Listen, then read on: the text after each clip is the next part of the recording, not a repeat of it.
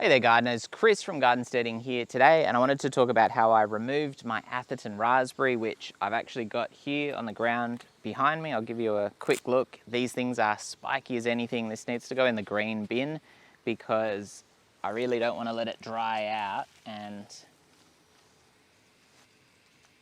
start spiking me, because they are nasty as anything. I might chuck it over the fence because that'll go down to the green bin. And as a result, we have actually opened up the end of this garden bed. Now, why did I remove my Atherton raspberry?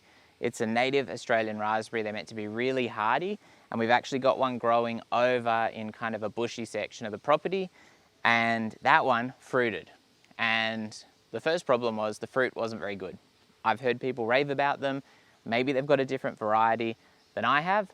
However, the fruit wasn't particularly nice, and I have actually seen something which said that the fruit can be red and not ripe. So perhaps I picked it early, but either way, we had this one here that was growing voraciously. It was big, horribly spiky, kind of going crazy, and it was sending out runners all down through the lawn here, and I'll actually show you an example of that in a second. And it was flowering like crazy, but those buds were just drying up and dropping off.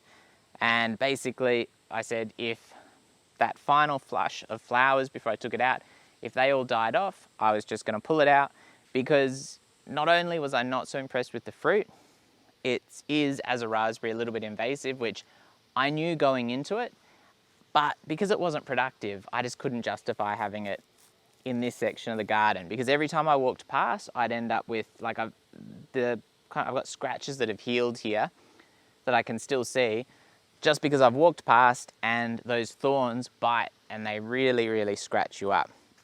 Now, in the right spot, I think that'd be a great option. Probably in a deeper bed, maybe even put a wicking kind of containment in the bed, because hopefully that would stop the roots from spreading too much and it'd give it a bit more moisture. It's possible being here, it was just too dry, because to be honest, because I had the Atherton raspberry down this end and I've got a boysenberry, I think it is, down the other end. I don't water this bed significantly. I normally focus on watering our veggies, which need it more. And yeah, basically this plant was a victim of its own not very good success.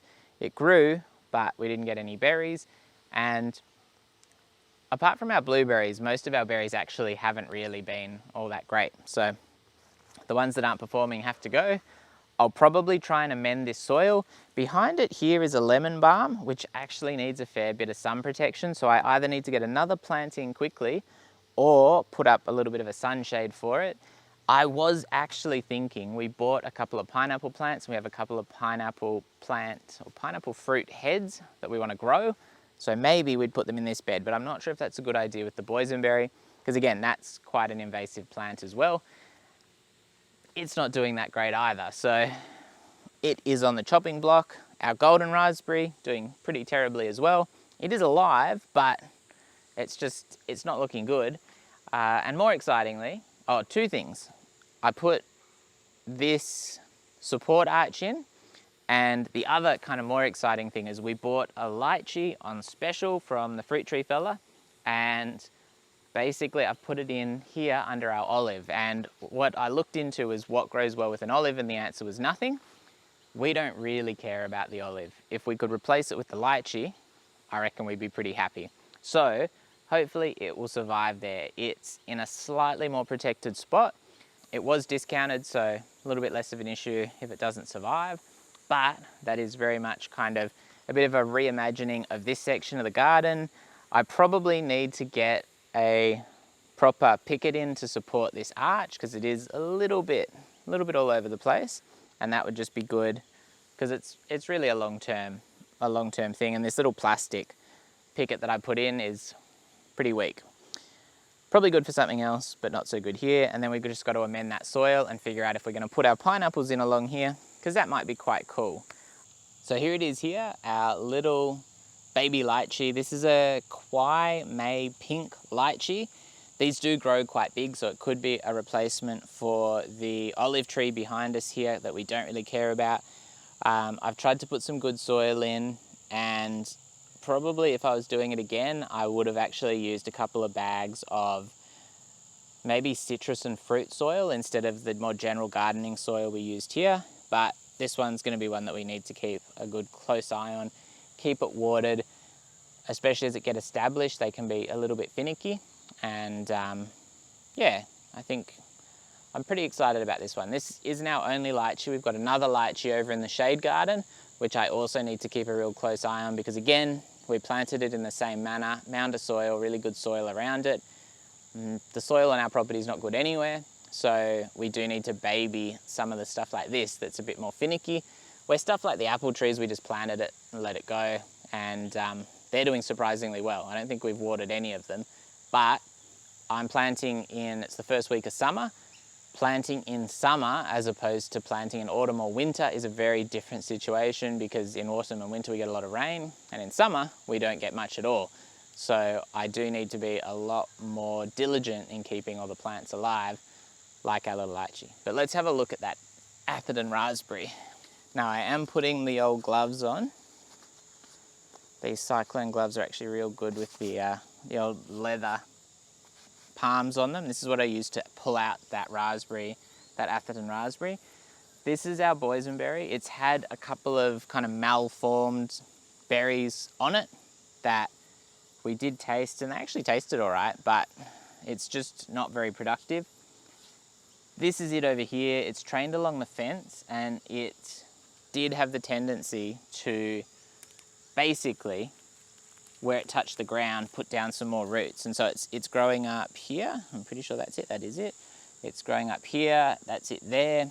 It is spreading down the bed, and I think if I were to do this again, I would make sure that the beds were either much, much taller to contain the roots a little bit and maybe put a lining in the bottom, or I'd just make them a wicking bed where the roots can't really escape.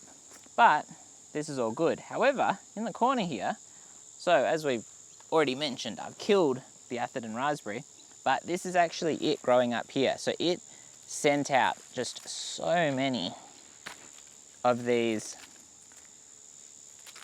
suckers. And actually, there is a root that's running along the bed here.